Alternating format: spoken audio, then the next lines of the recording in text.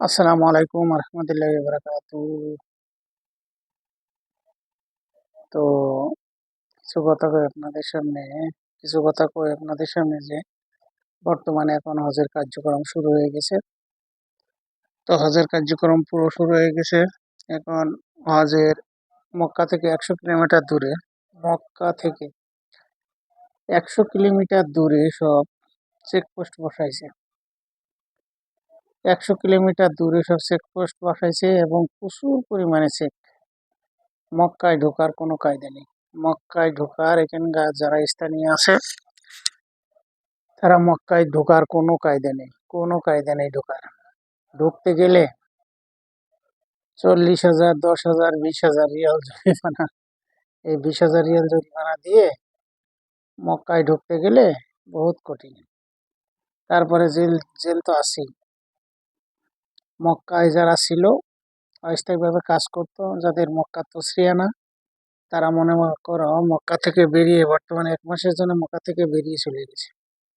কেউ জেদ্দা, কেউ তায়েব, কেউ রিয়াদি, কেন ওখানে 1 মাসের যতদিন হজ যতদিন না হইব অতদিন আর মক্কায় ঢুকতে পারতো না। আর যাদের তসরিয়া আছে, কন্টিনিউ যাদের তসরিয়া আছে, তারা মক্কাতে থাকতে পারবে। আর তসরিয়া যখন যে কেউ চাইলে দিব না। ওর অনেকগুলি নিয়ম আছে, নিয়মগুলো পালন করতে হবে। এবং এখানে কি ইমার্জেন্সি, এখানে কি তার কপিল আছে, এখানে কি কাজে অবশ্যই তার করা লাগবে, তখন তাকে তসরিয়া দিব, নাইলে দিত না। তা বর্তমানে এখন যে কার্যক্রম চলছে হজের, এই 100 কিলোমিটার দূরে যে চেক বসাইছে, শুধু 100 কিলোমিটার দূরে পরপর, হাফ কিলোমিটার, 1 কিলোমিটার, মনে করো যে সব শাখা রোড, এশিয়া এইসব রোডে মক্কা রোডে ঢুকছে, ওই শাখা রোডেও চেক আছে। আমরা এখান থেকে তার থেকে মক্কার এমনি চলে যাই জেদ্দাতে। তো ওখান থেকে এসে নন মুসলিম রোড দিয়ে মক্কার খানিক আগে নন মুসলিম রোড দিয়ে যেতে যাওয়া যায়।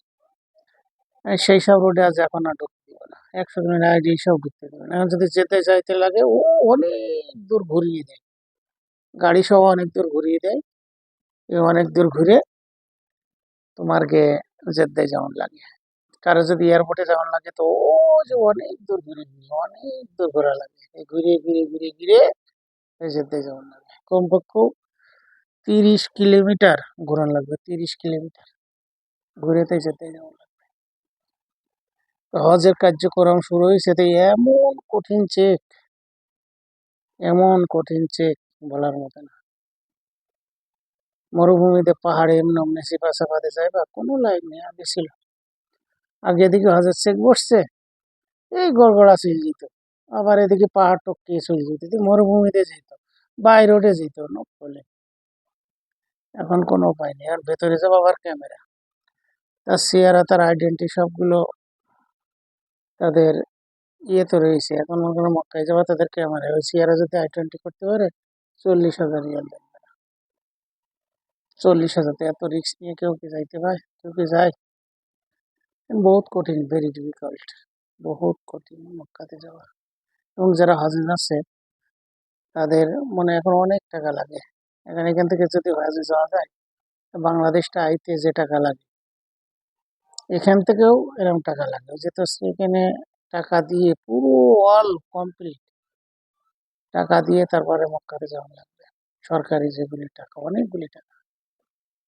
আগে ছিল 3,500, পরে 4,500, পরে 6,500, এখন আল্লাহ জানে কত হয়ে দাঁড়াইছে। এখন কত এখনো জানা নেই, এটা কত আছে। আমি এটা এইভাবে তারও তো বেশি হবে, 7-এর উপরে যাবে, 7,000 রিয়ালের উপরে যাবে।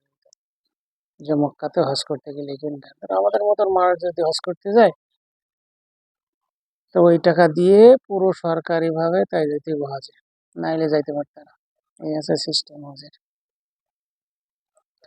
আর হজের যেদিন মোনাজাত শেষ হয়ে যাবে, হজ শেষ, মোনাজাত, ফাইনাল মোনাজাত শেষ, পুরো সব খুলে দিবে, শেষ।